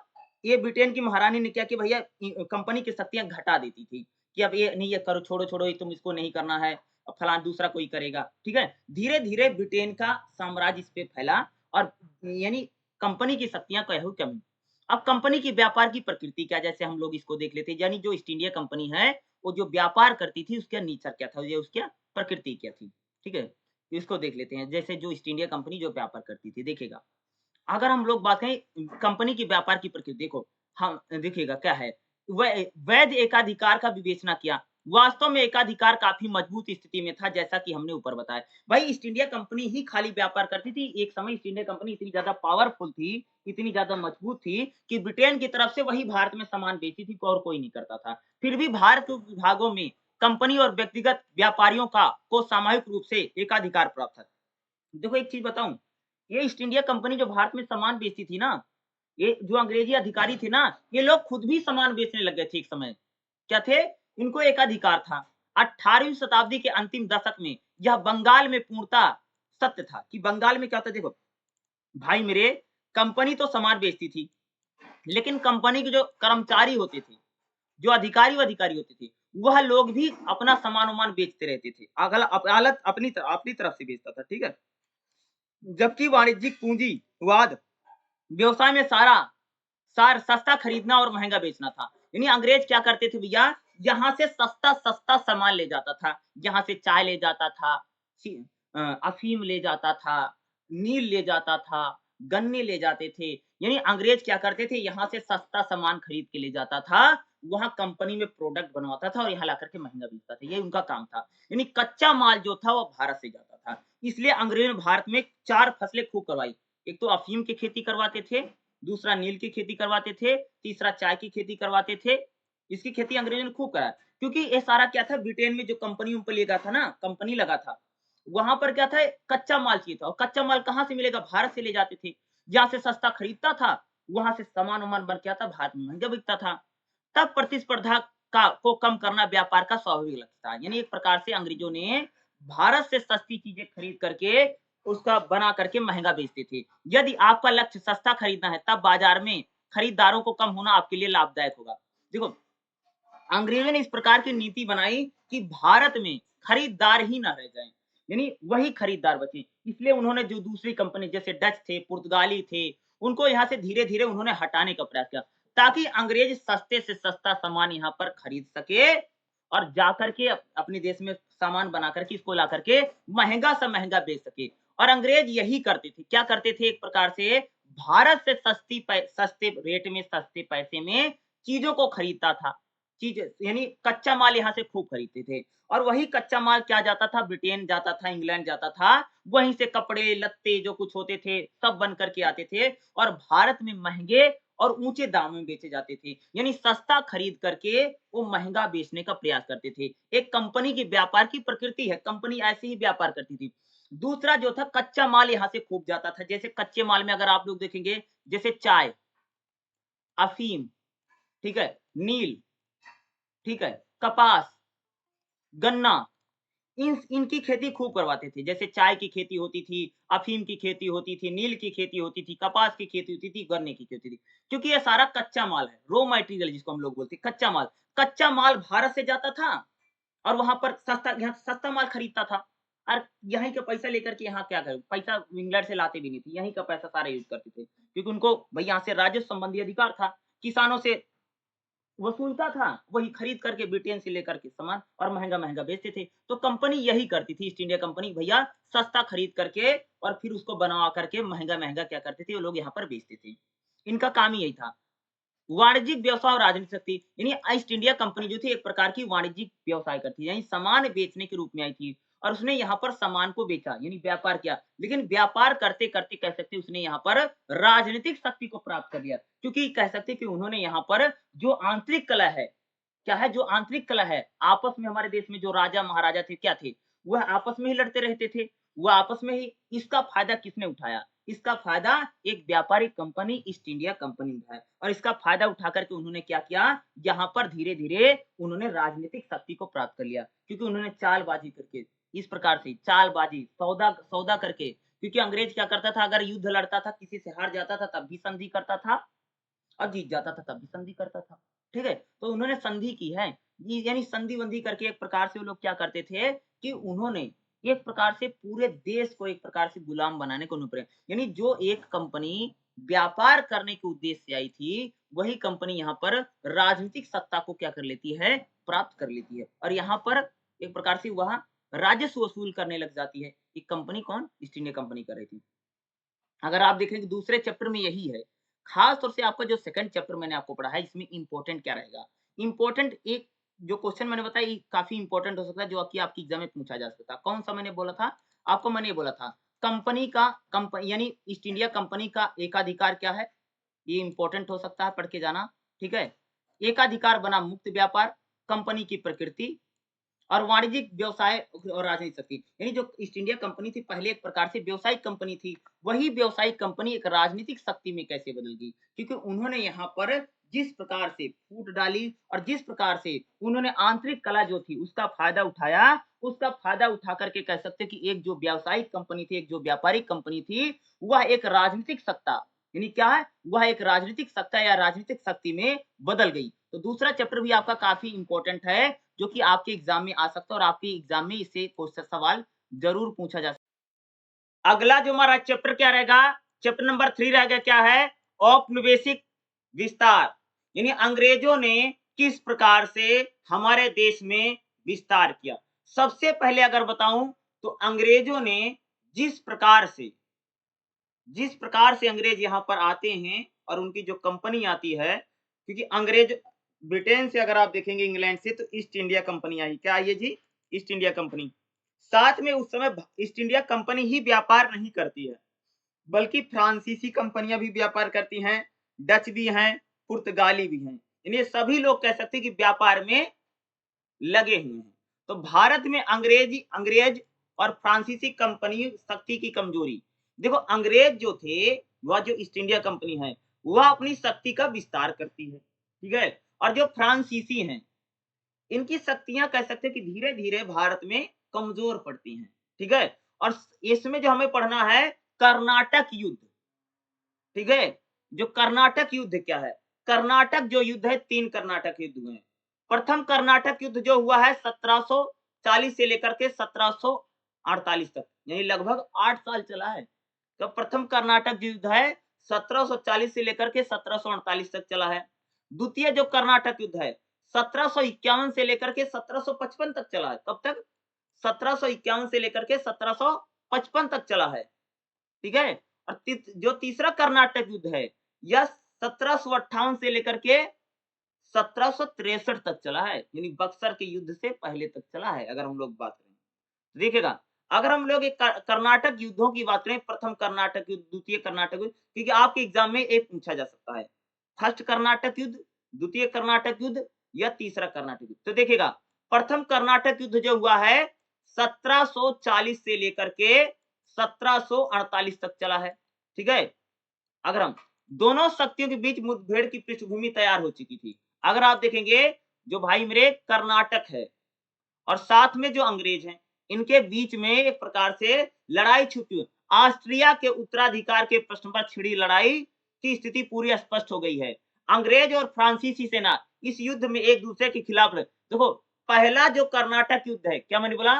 पहला जो कर्नाटक युद्ध है, उसमें अंग्रेज और फ्रांसीसी सेना, ये दोनों लोग लड़ रहे हैं। कौन कौन लड़ रहा है जी? पहला कर्नाटक युद्ध में अंग्रेज और जो फ्रांसीसी है, फ्रांस की जो सेना है, यानी अंग्रेज और फ्रांसीसी लड़ रहे हैं। कहां पर जी? कर्नाटक में लड़ रहे हैं, ठीक है। एक दूसरे के खिलाफ लड़ रहे थे। इससे भारत में दोनों शक्तियों के बीच मुठभेड़ होने की संभावना बढ़ गई, परंतु फ्रांसीसी इस मुठभेड़ में से कतरा थे। फ्रांसीसी कहता था भाई उसको लड़ाई न लड़नी पड़े, क्योंकि फ्रांसीसी को लगता था हम कमजोर पड़ रहे हैं, कहीं हार वार ना जाए जी, ठीक है। पहले कर्नाटक युद्ध में अगर आप देखेंगे, नवाबों की भूमिका, क्योंकि कर्नाटक में कर्नाटक के जो नवाब हैं उनकी भूमिका कर देखेगा। अंग्रेजों ने कर्नाटक के नवाब अनवरुद्दीन को संरक्षण और सहायता की मांग की। यानी जो कर्नाटक के नवाब हैं, उनसे अंग्रेजों ने सहायता मांगी कि भैया हमारी मदद करो। इस सिलसिले में नवाब ने फ्रांसीसी गवर्नर डुप्ले से मद्रास को घेरा उठा लेने का आग्रह किया। भाई उसने बोला कि भाई मद्रास से अपना बिस्तरा देरी डंडा उठा लो, ठीक है। परंतु जिस तरह पहले अंग्रेज नवाब की बात नहीं सुनते थे, उसी प्रकार अब फ्रांसीसी नवाब के आग्रह पर गंभीरता से विचार नहीं करना चाहते थे। नए नौसेना के बेड़े के अभाव में नवाब पर उनका दबाव डालने में असमर्थ रहा। नवाब ने फ्रांसीसी को पाठ पढ़ाने का निश्चय किया। मद्रास को फ्रांसीसियों से मुक्त कराने के लिए अपनी सेना भेजी। देखो, जो नवाब है, कहाँ का नवाब है जी? कर्नाटक का नवाब। कर्नाटक का नवाब जो था, वो अपने कर्नाटक को फ्रांसीसियों से मुक्त कराना चाहता था और फ्रांसीसी को हटाने के लिए, मद्रास से फ्रांसीसी को भगाने के लिए अपनी सेना भेजता है। नवाब की सेना काफी बड़ी थी। क्या थी? जो नवाब हैं, नवाब की सेना जो बहुत बड़ी सेना है, ठीक है। फिर भी उसे हार का सामना करना पड़ा। इस लड़ाई में यूरोप वासियों के सामने एक बात स्पष्ट हो गई कि छोटी सी अनुशासित यूरोपीय सेना भी काफी बड़ी भारतीय सेना को हरा सकती है। देखो, नवाब की सेना बहुत बड़ी है, जो कर्नाटक का नवाब है इसकी सेना बहुत बड़ी थी और फ्रांसीसी ऐसे छोटी सी सेना लेकर के आए थे, फिर भी नवाब की सेना हार गई। किसके सामने? फ्रांसीसी सेना के सामने। और पूरे भैया पूरे यूरोप में मैसेज चला गया कि भैया कितनी बड़ी भारतीय सेना हो, उसको आसानी से हराया जा सकता है। यह ज्ञान उनके लिए लाभदायक रहा और भविष्य में विदेशियों ने देसी राजों और देसी रजवाड़ों को हराने में बड़ी भूमिका प्राप्त की। क्योंकि बड़ी बड़ी भारतीय सेना भी भैया क्या थी, एक छोटी सी फ्रांसीसी सेना के आमने सामने नहीं रुक सकी। फ्रांसीसी जो थे, फ्रांसीसी एडमिरल द्वारा डुप्ले को चुनौती, यानी जो फ्रांसीसी थे वह डुप्ले को चुनौती दे। डुप्ले कौन है? अरे अंग्रेजों का वो मुखिया है डुप्ले, वो एक प्रकार से गवर्नर है, ठीक है? अंग्रेजों का वायसराय है, कौन है? डुप्ले। फ्रांसीसी और डुप्ले में लड़ाई हो रही है। किसमें भैया? फ्रांसीसी और अंग्रेजों में लड़ाई हो रही है। ठीक है, फ्रांसीसियों ने किसको हरा दिया है? कर्नाटक के नवाब को। कर्नाटक के नवाब को अंग्रेजों ने बोला, पता क्या? कर्नाटक के नवाब को अंग्रेजों ने बोला कि एक काम करो, तुम फ्रांसीसियों को भगा दो अपने यहाँ से, मद्रास से। तो कर्नाटक के नवाब ने सेना भेज दी और फ्रांसीसी ने कर्नाटक यानी कर्नाटक की सेना को हरा दिया। फ्रांसीसी जीत गया। अब क्या है, फ्रांसीसी और अंग्रेज में चुनौती दे दी है। किसने? फ्रांसीसी ने। ठीक है, देखिएगा, पहली बार मद्रास पर फ्रांसीसियों के अधिकार स्थापित में एडमिरल लॉ बड़े सैन्य बड़ा हाथ था। यह बेसरा मौसीरियत है। अगर आप देखेंगे तो जिस प्रकार से फ्रांसीसियों ने मद्रास की सेना को हराया और एक प्रकार से कर्नाटक की सेना को हरा दिया, मद्रास को पूरा कब्जे में ले लेता है और एक प्रकार से अंग्रेजों को चुनौती दे देता है। अंग्रेजों का जो मुखिया है, डुप्ले चुनौती देता है, ठीक है? उसने फ्रांसीसी गवर्नर डुप्ले से परामर्श किए बिना अंग्रेजों के संधि कर ली। किसने संधि कर ली? किसने संधि कर ली? ये कर्नाटक के नवाब ने। क्या था भैया? देखो, कर्नाटक के नवाब को फ्रांसीसी ने हरा दिया। बोलो हाँ। पहली बात क्या? कर्नाटक के नवाब को फ्रांसीसी ने हरा दिया। अब कर्नाटक का जो नवाब है वह अंग्रेजों के साथ गठबंधन कर ले रहा। किसको हराने के लिए? फ्रांसीसी के लिए संधि कर ली, जिसके अनुसार 4 लाख पाउंड की रकम लेकर मद्रास अंग्रेज लौटा दिए गए। अंग्रेजों को 4 एक्सपेंस। डुप्ले किसी भी कीमत पर मद्रास का कब्जा नहीं छोड़ना चाहता था। डुप्ले चाहता ही नहीं था मैं मद्रास का कब्जा छोड़ूं, ठीक है? फ्रांसीसियों ने जीत लिया था भैया मद्रास को, ठीक है? लॉ माउथडन भारत में अपना काम को पूरा करके मोरिस लौट गया। अब डुप्ले कोई कदम उठाने के लिए स्वतंत्र हो गया। उसने सितंबर 1976 को मद्रास पर पुनः आक्रमण किया और पहली बार इस तरह से भी आसानी से कब्जा जमा लिया। अंग्रेजी कैदियों को पांडुचेरी ले जाया गया, वहां उन्हें बंदी बना करके रखा है। एक प्रकार से कह सकते हैं कि जो फ्रांसीसी है, फ्रांसीसी पूरा मद्रास को एक प्रकार से कब्जे में ले लिए हैं। जिस विजय के बाद फ्रांसीसी ने सेंट डेविड किले पर आक्रमण किया, यह पांडुचेरी के दक्षिण में स्थित है, अंग्रेजों के नियंत्रण में था। परंतु इस बार अपने अड्डे को सुरक्षा के लिए अंग्रेजों ने अधिक सचेत तैयार किए। उन्होंने बड़े बेड़े पर पांडुचेरी पर अलग कब्जा जमाया। इस प्रकार फ्रांसीसी सेना का आक्रमण डटकर मुकाबला किया। सेंट डेविड किले पर 18 महीने तक फ्रांसीसियों का कब्जा रहा। यह कब्जा 1848 में यूरोप में हुई एक्स ला चैपल की संधि के बाद समाप्त हुआ। यानी एक प्रकार से अगर आप देखेंगे तो फ्रांसीसी पूरे कर्नाटक पर जमे हुए हैं। मद्रास में भैया, मद्रास में कह सकते हैं फ्रांसीसी एक बड़ी जमे हुए हैं। अंग्रेजों को उनका अधिकार वापस कर दिया गया। उत्तरी अमेरिका में फ्रांसीसी का अधिकार जिन इलाकों में था वह इलाके अंग्रेजों को दे दिए गए। एक प्रकार से भाई मेरे अंग्रेज जो है, जो फ्रांसीसी हैं, ये कर्नाटक में लड़ रहे हैं और कर्नाटक में जीत हार रहे हैं और अगर उधर यूरोप में भी अपना एक काम कर रहे हैं, ठीक है? अगर आप देखेंगे प्रथम कर्नाटक युद्ध में फ्रांस की बेहतर स्थिति है। भैया प्रथम जो कर्नाटक युद्ध हुआ है उसमें फ्रांस बहुत मजबूत है। ये डुप्ले नाम का व्यक्ति है। क्या है? डुप्ले नाम का व्यक्ति है जो उसका मुखिया है, कह सकते देख रहा है। और प्रथम कर्नाटक युद्ध में अगर आप देखोगे तो भैया जो कौन है? फ्रांसीसी बहुत मजबूत हैं। अरे उन्होंने इतनी बड़ी कर्नाटक की सेना को हरा दिया, अंग्रेजों के छक्के छुड़ा दिए उन्होंने। किसने? फ्रांसीसियों ने। और एक प्रकार से प्रथम कर्नाटक युद्ध में अगर आप देखोगे तो जो डुप्ले है, डुप्ले उपले जो है काफी मजबूत दिखाई देते हैं। फ्रांसीसी सैन्य शक्ति का आभास केवल अंग्रेजों को हो गया था, बल्कि भारतीय भी इससे परिचित थे। अरे अंग्रेजों को भय लगता था फ्रांसीसियों से और भारत के लोग भी इस बात को भली भांति जान गए थे कि भैया फ्रांसीसी क्या है? बहुत ज्यादा मजबूत हैं और उनका सामना करना क्या है? आसान नहीं है। अगर हम लोग बात करें, ठीक है?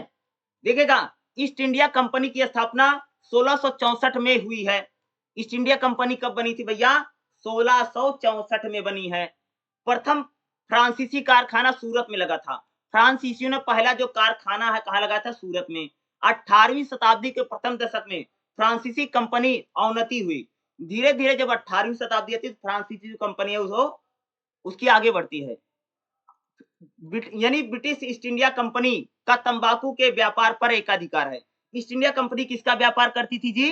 तंबाकू का व्यापार करते हैं। क्या? अरे जो खाते नहीं, खैनी जिसको बोलते हैं, तंबाकू का व्यापार कौन करता है? ईस्ट इंडिया कंपनी करती है। और खाली यही तंबाकू बेचती थी और कोई नहीं बेचता था। फ्रांसीसी अंग्रेजों की तुलना में सामान सस्ते में खरीदते थे, महंगा बेचते थे। यही जो अंग्रेज था सस्ते में सामान खरीदता भारत में आकर और महंगा बेचता था। कौन? अंग्रेज। प्रथम कर्नाटक युद्ध से पहले प्रथम कर्नाटक युद्ध में पहले आक्रमण अंग्रेजों ने किया। और भैया अंग्रेजों पहले आक्रमण किया लेकिन फ्रांसीसी वहां पर कब्जे जमाए बैठे हैं। पांडुचेरी के दक्षिण में स्थित सेंट डेविड फोर्ट छोटा फ्रांसीसी अड्डा था, यानी फ्रांसीसी। कर्नाटक युद्ध में कर्नाटक के प्रथम नवाब के भाग लेने का महत्व का उल्लेख कीजिए। जिस प्रकार भैया प्रथम कर्नाटक युद्ध में कर्नाटक के नवाब ने भाग लिया लेकिन फ्रांसीसी का सामने हार का सामना करना पड़ा, फिर ये अंग्रेजों से संधि उन्धि कर लेता। देखो प्रथम कर्नाटक युद्ध में अगर आप देखोगे तो फ्रांसीसी एक बड़ी शक्ति है, लेकिन जब दूसरी कर्नाटक युद्ध होता है या तृतीय कर्नाटक युद्ध होता है, दूसरी कर्नाटक युद्ध में जो है भैया फ्रांसीसी कमजोर पड़ गए। ठीक है, और एक प्रकार से जो अंग्रेज होते हैं उनकी शक्ति का विस्तार हो गया द्वितीय कर्नाटक युद्ध में। द्वितीय कर्नाटक युद्ध में तो उतना नहीं हो पाया था, लेकिन तृतीय कर्नाटक युद्ध में अगर आप देखेंगे तो अंग्रेजों ने एक प्रकार से कर्नाटक पर भी कब्जा कर लिया। जब उन्होंने बंगाल को कब्जे में लिया तब कह सकते कि उनकी स्थिति जो थी 1757 के बाद अगर आप देखेंगे तृतीय कर्नाटक युद्ध जब चला था, उनकी स्थिति बहुत मजबूत हो गई है। अगर हम लोग बात करें द्वितीय कर्नाटक युद्ध कब हुआ है? 1751 से लेकर के 1755 तक। प्रथम कर्नाटक युद्ध के विपरीत द्वितीय कर्नाटक युद्ध में भी यूरोपीय युद्ध का कोई भूमिका नहीं थी। इसके लिए भारतीय परिस्थितियां उत्तरदायी नहीं थी। भारत में फ्रांसीसी और अंग्रेज के हितों को लेकर के यह युद्ध हुआ। यह युद्ध भी भारत में फ्रांसीसी और ब्रिटिश ईस्ट इंडिया कंपनी का जीवन मरण का संबंध था। यानी द्वितीय कर्नाटक युद्ध में भी फ्रांसीसी और ईस्ट इंडिया अंग्रेजों की ईस्ट इंडिया कंपनी ही लड़ रही है। कौन लड़ रहा है जी? द्वितीय कर्नाटक युद्ध कौन लड़ रहा? ये जो अंग्रेजों की फ्रांसीसी कंपनी है और अंग्रेज जो है अंग्रेज लड़ रहे हैं, फ्रांसीसी कंपनी लड़ रही है, फ्रांस का जो शहर। ठीक है, कर्नाटक एवं हैदराबाद की गद्दी को लेकर के संघर्ष है। अगर आप देखेंगे जो फ्रांसीसी लड़ रहे हैं, जो अंग्रेज लड़ रहे हैं, किसके लड़ रहे हैं कि भैया इनको कर्नाटक और हैदराबाद चाहिए। क्या चाहिए इनको जी? कर्नाटक और हैदराबाद का ये चाहते थे इस पर कब्जा कर लें। ठीक है, कब्जा करने के लिए लड़ रहा है। अगर हम लोग बात करेंगे, ठीक है, इसको जीतना चाहता था। डुप्ले जो है, डुप्ले फ्रांसीसियों का सेना अध्यक्ष है, डुप्ले इनका मुखिया है। डुप्ले की भूमिका बड़ी लाजवाब है और एक प्रकार से फ्रांसीसियों को उसने काफी जिताने का भी प्रयास किया। ठीक है, उनको डुप्ले जो था, ठीक है, डुप्ले। अंग्रेजों का प्रवेश कर्नाटक में जरूर होता है, यानी अंग्रेजों ने महसूस किया कि मामला उनके हाथ से निकलता जा रहा है। उन्होंने हैदराबाद के नवाब नासिर जंग से दोस्ती कायम कर ली और कर्नाटक में अपनी स्थिति में दुश्मनों का सफाया करने और चुनौती देने में मोहम्मद अली की सहायता का अनुरोध भेजा। परंतु अपने दुश्मनों को दबाने के क्रम में 1750 में नासिर जंग की मृत्यु हो गई। मुजफ्फर जंग को कैद में मुक्त करा लिया गया और दक्कन का सूबेदार बना दिया। यानी अंग्रेज एक प्रकार से कर्नाटक के नवाब से दोस्ती करके फ्रांसीसियों को हराना चाहते थे। ठीक है, लेकिन कर्नाटक के नवाब की डेथ हो जाती है। अगर हम लोग बात करें, ठीक है, डेथ हो जाती है। द्वितीय कर्नाटक युद्ध में भी देखोगे अंग्रेज चाहते हैं कि भाई हम कब्जा कर लें। कब्जा कहां पर करना है? इनको कर्नाटक पर कब्जा करना और हैदराबाद पर कब्जा। यानी एक प्रकार से फ्रांसीसी और अंग्रेज जो हैं वह कर्नाटक, मद्रास और हैदराबाद के लिए लड़ रहे हैं। कहां पर लड़ रहे हैं? कर्नाटक में। और ये लोग लड़ रहे हैं दोनों शक्तियां। कौन कौन सी? दो विदेशी शक्तियां आकर के भारत में लड़ रही हैं। डुप्ले की वापसी। भारत में फ्रांसीसी स्थिति मजबूत करने में साहसी प्रयास को फ्रांसीसी सरकार ने बहुत नहीं सराहा। डुप्ले की नीति ने होने वाले वित्तीय घाटे से फ्रांसीसी अधिकारी नाराज थे। उन्हें वापस बुलाने का 1 अगस्त 1754 को डुप्ले के स्थान पर किसी दूसरे को गवर्नर जनरल। डुप्ले को देखो भाई, फ्रांस की जो सरकार है उसको लग रहा था डुप्ले बहुत पैसा खर्चा कर रहा है और डुप्ले को वापस बुला लेते हैं। ठीक है, और डुप्ले को हटा दिया जाता है। डुप्ले को हटा करके किसी दूसरे व्यक्ति को भारत भेजा जाता है गवर्नर बना करके। ठीक है, डुप्ले कौन है? गवर्नर है। किसका भैया? फ्रांसीसी गवर्नर है। किसी दूसरे को भेज देते हैं, डुप्ले को वापस बुला लेते हैं। और डुप्ले जो था काफ़ी अच्छा बेहतर कर रहा था। फ्रांसीसी प्रभाव हैदराबाद तक सीमित था। यानी फ्रांसीसियों की शक्तियाँ कह सकते हो, डुप्ले के बाद से जो थी भैया धीरे-धीरे कम होने लगी। क्या? जब डुप्ले चला गया, तब कह सकते हैं फ्रांसीसियों का प्रभाव कम हुआ और धीरे-धीरे कर्नाटक में अगर आप देखेंगे, अंग्रेजों की जो शक्ति है, या अंग्रेजों का जो प्रभाव है, वह काफ़ी हद तक अगर हम लोग देखेंगे, बढ़ा और काफ़ी उसने क्या किया, प्रभावित किया। कहाँ प्रभावित किया? कर्नाटक को प्रभावित किया। ठीक है जी? ये क्वेश्चन आपके एग्ज़ाम में पूछा जा सकता है। तृतीय कर्नाटक युद्ध कब हुआ है? थर्ड कर्नाटक युद्ध क्या है? 1758 से लेकर के 1763 तक। कब? जो तीसरा कर्नाटक युद्ध कब से कब लड़ा गया है? 1758 से लेकर के 1763 तक लड़ा गया है। क्लाइव की कूट चालों से अंग्रेजों का भविष्य सुधरने लगा। क्लाइव आ गया है, यानी अंग्रेजों का गवर्नर कौन बन गया है? क्लाइव है। तो क्लाइव एक प्रकार से कह सकते हो तृतीय कर्नाटक युद्ध को जिताने में अंग्रेजों की सहायता की। और क्लाइव क्या है? भैया अंग्रेजों का गवर्नर जनरल है। ठीक है, क्लाइव नाम है उसका। 1750 के दशक की दृष्टि से अंग्रेजों के लिए उत्कर्षण का काल था। उन्होंने बंगाल को प्रभुत्व जमा लिया था। उधर 1756 में यूरोप में फ्रांसीसी युद्ध छिड़ गया और इधर अंग्रेजों ने चंदनगर पर कब्जा जमा लिया। सहयोग नहीं था। बंगाल का नवाब सिराजुद्दौला कंपनी की कार्रवाई से सख्त नाराज हुआ। उसने पहले से चेतावनी दे रखी थी, किसी भी यूरोपीय शक्ति की ऐसी हरकत को वह बर्दाश्त नहीं करेगा। अंग्रेजों का कब्जा हो जाने के बाद नवाब ने साहसपूर्व फ्रांसीसी शरणार्थियों को अपने दरबार में शरण दी और उन्हें बाहर निकलने से इनकार कर दिया। यहाँ तक कि अंग्रेजों ने भावी मुगल उत्तराधिकारी द्वारा बंगाल पर आक्रमण की स्थिति पर सहायता देने का वचन दिया, परंतु नवाब टस से मस नहीं हुआ। नवाब द्वारा फ्रांसीसियों को ना तो सौंपा जाना, अंग्रेजों को नवाब के बीच में युद्ध का गया। यानी अब कह सकते भाई मेरे अंग्रेज जो हैं वह कर्नाटक के नवाब को हराने थे, क्योंकि कर्नाटक का नवाब जो था वह फ्रांसीसियों का एक प्रकार से पक्षधर बन रहा था।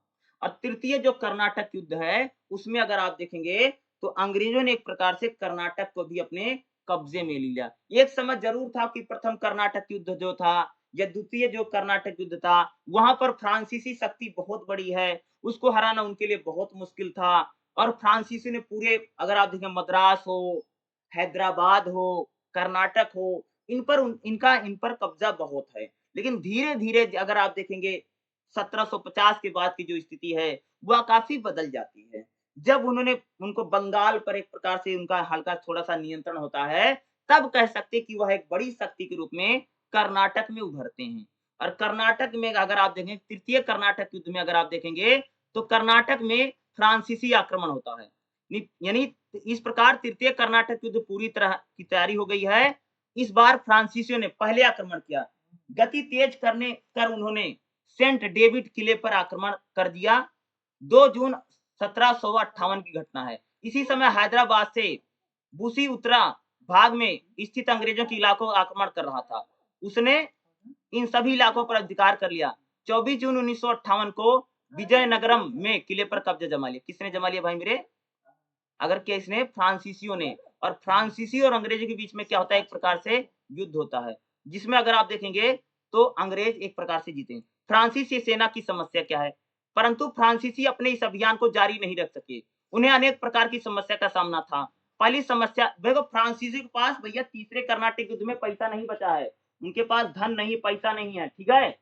कंपनी के पास वित्त की कमी, पैसे की कमी है। उसके पास कार्रवाई के पैसा नहीं था, मुश्किल का सामना करना पड़ा था। सेना को वेतन देने के लिए पैसा नहीं था। इसके अतिरिक्त सेना के जवानों के प्रति फ्रांसीसी सेना नायकों का व्यवहार कठोर था। उनके परामर्श को नजरअंदाज कर रहे थे। यानी फ्रांसीसी सेना जो है तीसरे कर्नाटक युद्ध में कमजोर पड़ गई। यानी उनके पास रुपया, पैसा, धन दौलत जो थी उतना ज्यादा नहीं है। इनके पास क्या पैसे की का भाई मेरे कमी हो गई है, ठीक है? इस प्रकार से कह सकते हो कि फ्रांसीसी जो शक्ति है वह तीसरे कर्नाटक युद्ध में क्या हो जाएगी? कमजोर पड़ेगी। और जब तीसरे कर्नाटक युद्ध में फ्रांसीसी कमजोर पड़ेंगे, वहीं पर जो अंग्रेज हैं वह एक बड़ी शक्ति बनकर के उभरते हैं। क्या है? एक बड़ी शक्ति बनकर के उभरेंगे। और क्या है? नौसेना का पराजय, यानी जो फ्रांसीसियों की नौसेना थी उसकी हार होती है। और यह अगस्त 1758 में अंग्रेजों के बेड़े ने फ्रांसीसी बेड़े को भारी नुकसान पहुंचाया, ठीक है, और एक प्रकार से फ्रांसीसी जो नौसेना है उसकी पराजय होती है। कब? अगस्त 1758 में, ठीक है। इसके बावजूद खास तौर से अगर आप देखेंगे 1758 तक मानसून के आगमन के कारण अंग्रेजों के बेड़े ने मद्रास छोड़ना पड़ा और लैला को पर कब्जा जमाने का अवसर प्राप्त हुआ, परंतु फ्रांसीसी सेना की समस्याएं ठीक से सुलझाई ना जा सकी। मद्रास पर 3 महीने तक कब्जा जमा रखा। 1 फरवरी 1959 को अंग्रेजी बेड़ा लौटाया और फ्रांसीसी सेना को पीछे हटना पड़ा। नहीं, अब फ्रांसीसी सेना काफी कमजोर है और फ्रांसीसी स्वयं ही धीरे-धीरे क्या होता है भाई मेरे पीछे हट जाते हैं और अंग्रेजों का धीरे-धीरे क्या होता है पूरे कर्नाटक पर कब्जा होता चला जाएगा। हैदराबाद के दरबार में फ्रांसीसियों की जगह अंग्रेजों का दबदबा धीरे-धीरे कायम हो सकता है। एक समय जो कर्नाटक में जो फ्रांसीसियों का इतना सारा दबदबा था, अब वहाँ पर अंग्रेजों का दबदबा हो जाता है। ठीक है? तृतीय कर्नाटक युद्ध की निर्णायक लड़ाई में वडिस वंश ने 22 जनवरी 1760 को लड़ाई लड़ी। जनरल अय्यर कूट ने सेना की लैली के नेतृत्व में फ्रांसीसी सेना का पूरी तरह ध्वस्त किया। अगले 3 महीने तक कूट ने कर्नाटक की स्थिति फ्रांस की सभी अधिकार क्षेत्रों को जमा लिया। फ्रांसीसियों के पास पिंजे और पांडुचेरी को छोड़कर के कोई कर्नाटक का क्षेत्र न बचा। अंततः 10 मई 1760 को अंग्रेजों ने पांडुचेरी पर घेरा डाल दिया। इस कठिन परिस्थिति में कह सकते हैं एक प्रकार से फ्रांसीसी कमजोर पड़ते चले जाते हैं और अंग्रेजों ने कह सकते खास तौर से मद्रास पर, पांडुचेरी पर, कर्नाटक पर, हैदराबाद पर अंग्रेजों ने अपना कब्जा जमा लिया। एक समय अगर आप देखेंगे तो फ्रांसीसी काफी मजबूत हैं। फ्रांसीसियों की असफलता का कारण क्या भैया? फ्रांसीसियों को हार का सामना क्यों करना पड़ा? रीजन यही है कि फ्रांसीसी उनके पास पैसे की कमी थी। पहला कारण है कि उनके पास उतना पैसा नहीं था, उनका पैसा घटता जा रहा था लगातार युद्धों में। दूसरा क्या था, डुप्ले को जो वापस बुला लिया फ्रांसीसी सरकार ने, क्योंकि डुप्ले उनको जिताने में उसकी बड़ी भूमिका थी डुप्ले की। डुप्ले के वापस जाने से फ्रांसीसी कमजोर पड़ते हैं। 2 बातें हैं, खास तौर से अगर आप देखेंगे। दूसरा क्या है कि फ्रांसीसी जो हैं उनकी सेना कमजोर पड़ी, सेना के पास पैसे नहीं, सेना के पास वेतन नहीं है और सेना धीरे-धीरे कह सकते हैं इतनी युद्ध लड़ी थी, वैसे भी उसका मनोबल जो था धीरे-धीरे वह टूट रहा था। तो आपसे कर्नाटक युद्ध को लेकर के सवाल आएगा ही आएगा और मैंने इसको आपको अच्छी तरह से बताने का प्रयास किया है। चलिए हम लोग अपना अगला चैप्टर देख लेते हैं जो हमारा नेक्स्ट चैप्टर रहने वाला है। चैप्टर रहेगा क्या है? चैप्टर नंबर 4 क्या रहेगा? औपनिवेशिक विस्तार। भाई ने भारत में औपनिवेशिक विस्तार कैसे हुआ? अब हम चौथे चैप्टर में लोग बंगाल की बात करेंगे। कहाँ बात करने जा रहे हैं भाई मेरे?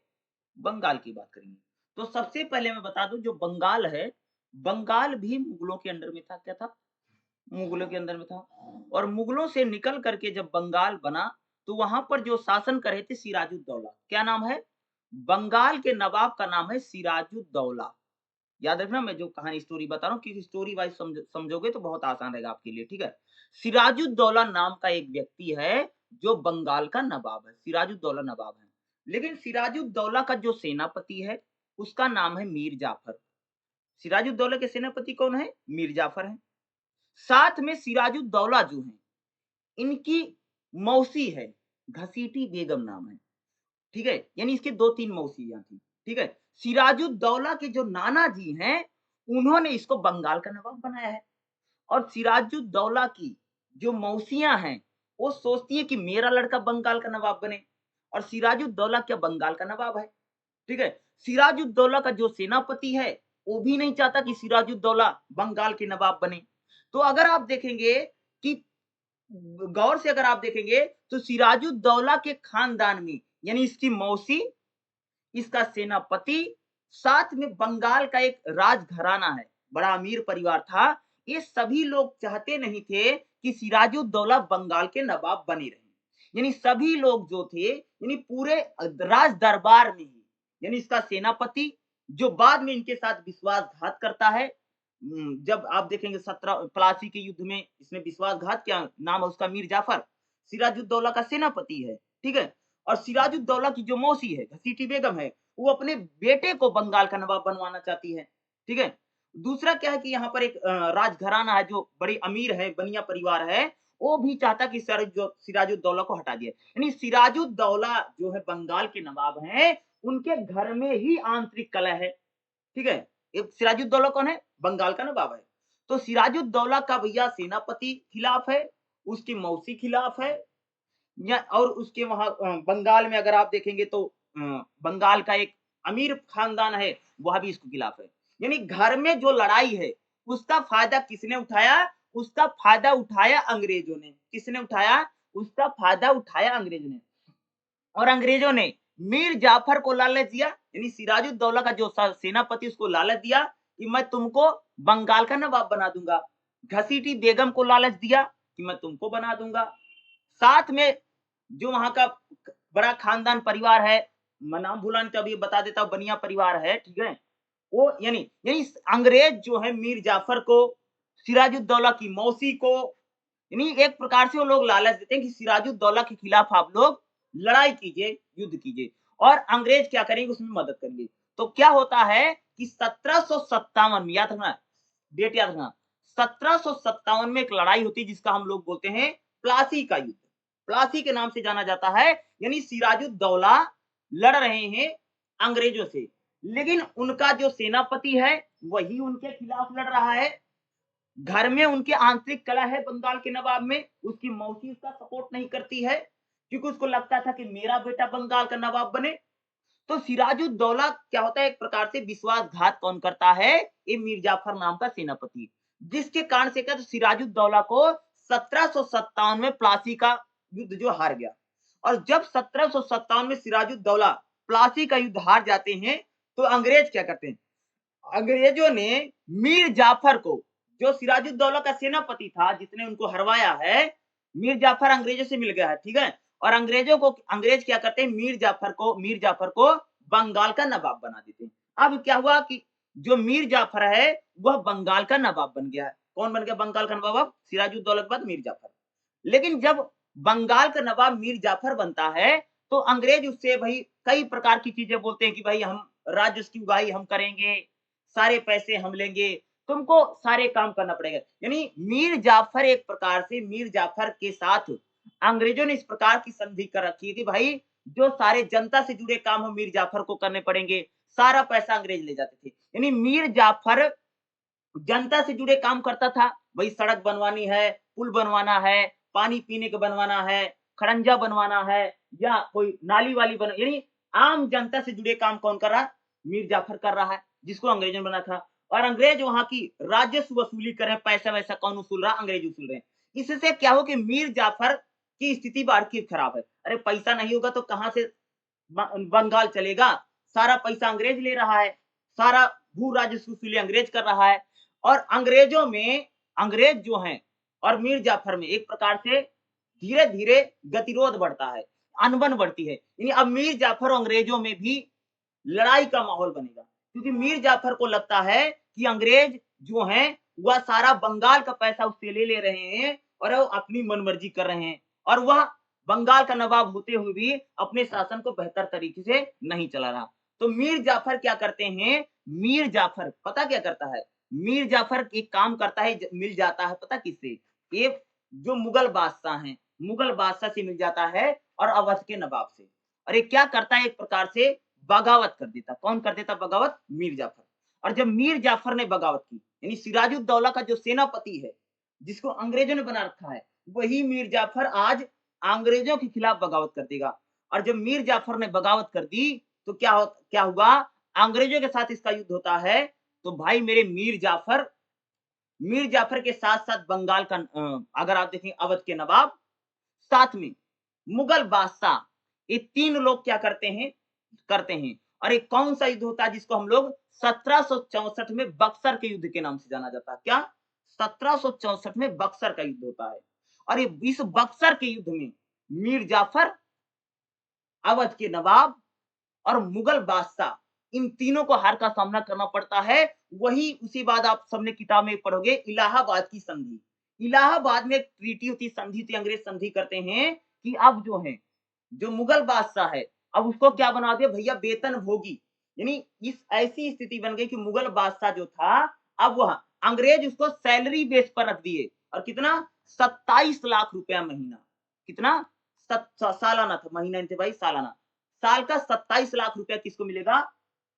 मुगल बादशाह को मिलेगा। यानी एक प्रकार से 1764 में जब अंग्रेजों ने मीर जाफर को हराया, अवध के नवाब को हराया और मुगल बादशाह को हराया, तब अंग्रेज जो थे एक प्रकार से बड़ी शक्ति के रूप में इस देश में स्थापित होते हैं। और 1764 में जब बक्सर की युद्ध होता है, उसमें भी मुगल बादशाह हारे हैं और मुगल बादशाह वहीं से कह सकते हैं एक प्रकार से वेतन भोगी बन जाते हैं। यानी अंग्रेज उनको सैलरी बेस पर रखे हुए हैं मुगल बादशाह को। ऐसी स्थिति कब बनती है?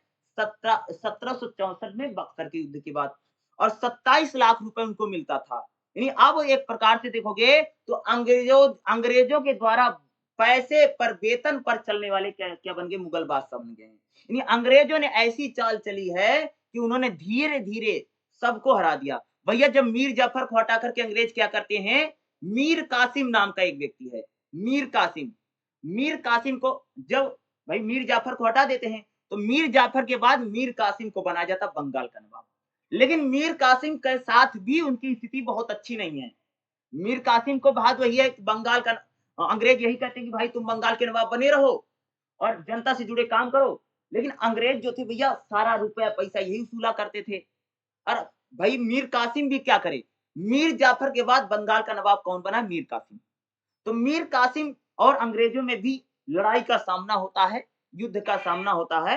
तो अगर हम लोग बात करें तो बंगाल के नवाब की जो स्थिति है वह धीरे धीरे खराब होती चली जाती है। और एक समय कह सकते हैं मीर कासिम के बाद पूरी तरीके से बंगाल पर अंग्रेजों ने ही कह सकते भाई मेरे कब्जा जमा लिया। और उन्होंने दो लड़ाइयां लड़ी हैं। अंग्रेजों ने बंगाल पर अपने कब्जे में लेने के लिए दो युद्ध लड़ा। 1757 में, याद रखना 1757 में प्लासी का युद्ध। और 1764 में, कब भाई मेरे? 1764 में कौन सा युद्ध लड़ा है उन्होंने? क्या लड़ा? बक्सर का युद्ध। और बक्सर के युद्ध में उन्होंने क्या बोला मैंने? बक्सर के युद्ध में उन्होंने बंगाल के नवाब मीर जाफर को, अवध के नवाब को और मुगल बादशाह को भी उन्होंने हराया है। और यही जब इलाहाबाद की संधि होती, किसकी संधि होती है? इलाहाबाद की संधि होती है। और अवध को भी अंग्रेजों ने अपने मिला लिया, क्योंकि अवध का नवाब भी हार गया है। क्या मैंने बोला? अवध का नवाब भी हार गया है, इसलिए अवध को भी अंग्रेज अपने मिला लेते हैं।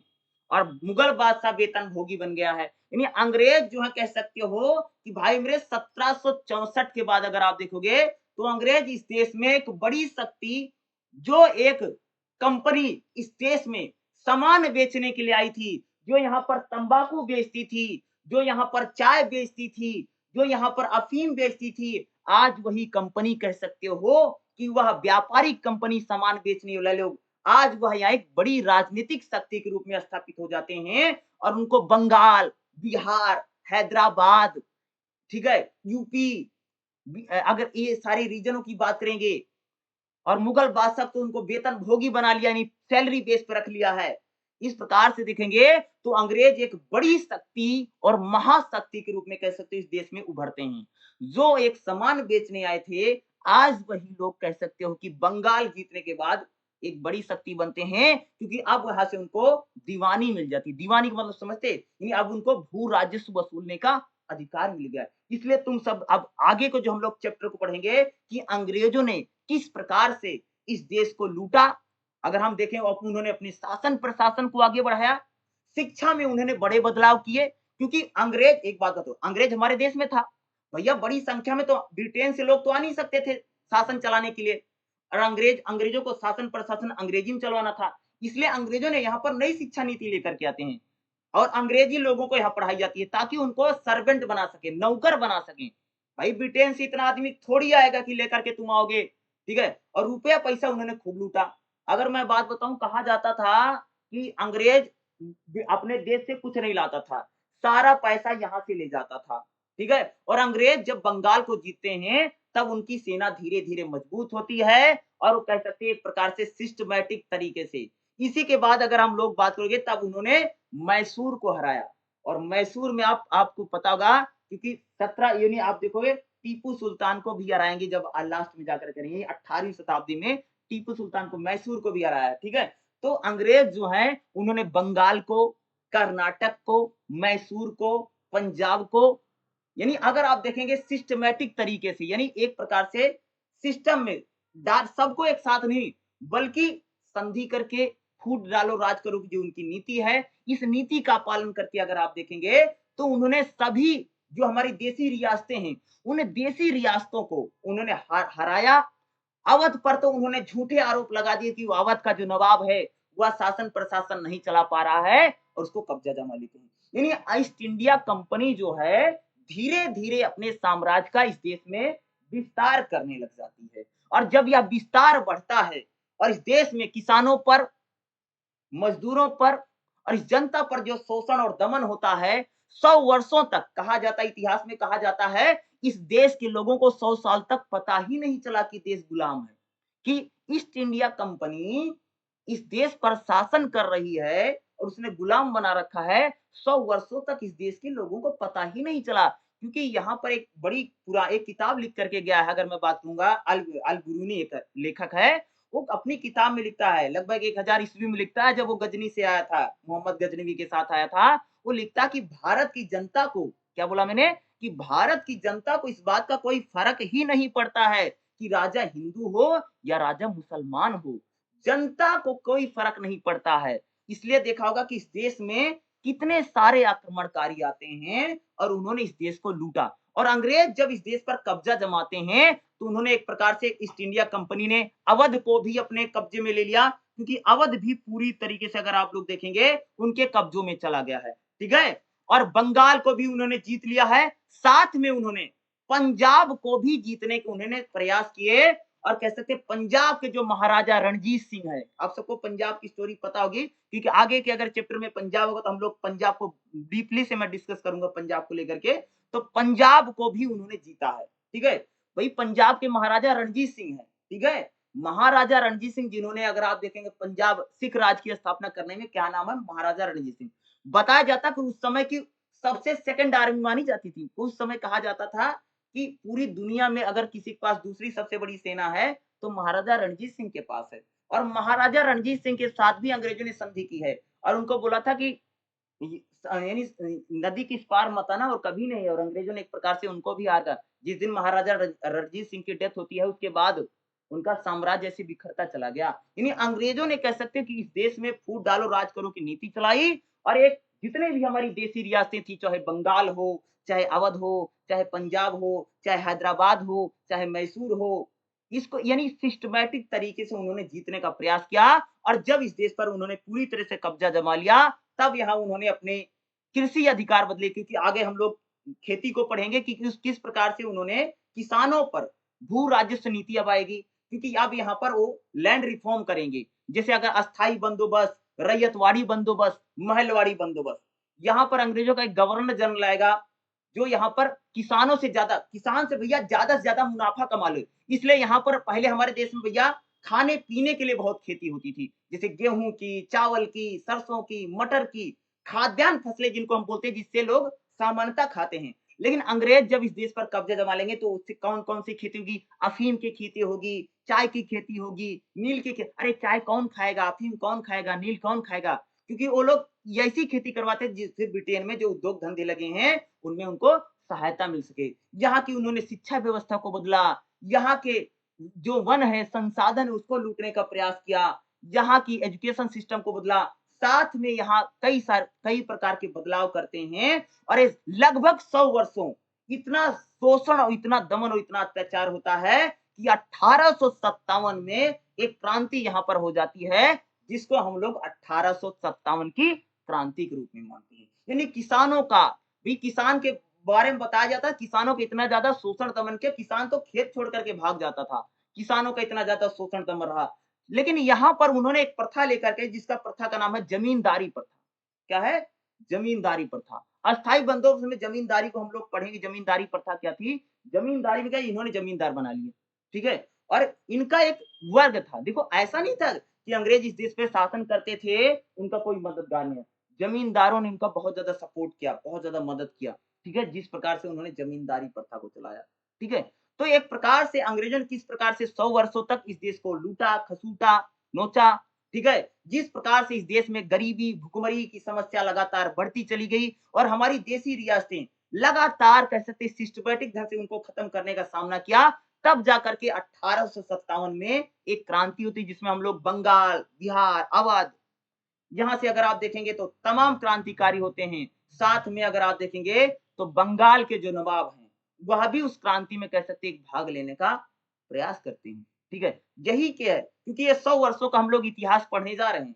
तो आगे के जो बचे हुए चैप्टर हैं, बाकी सारे चैप्टर मैं आपको अगली क्लास में ज़रूर पढ़ा दूँगा और एक ओवरव्यू तो मैंने पूरी किताब का दे दिया। इस पूरी किताब में हम लोग पढ़ने वाले क्या हैं, आगे जो जितने भी इम्पोर्टेंट चैप्टर हैं, एक वीडियो हम लोग और पढ़ लेंगे। इसका एक वीडियो और मैं आपके लिए लेकर के आऊँगा। उसके बाद ये पूरी किताब जो रहेगी लगभग-लगभग खत्म हो जाएगी। 1-2 वीडियो और मैं बना दूँगा। समझने की कोशिश कीजिए ताकि आपको लिखने में क्या रहे, बहुत ज़्यादा आसानी रहे। लगभग मात्र 100 साल का इतिहास है।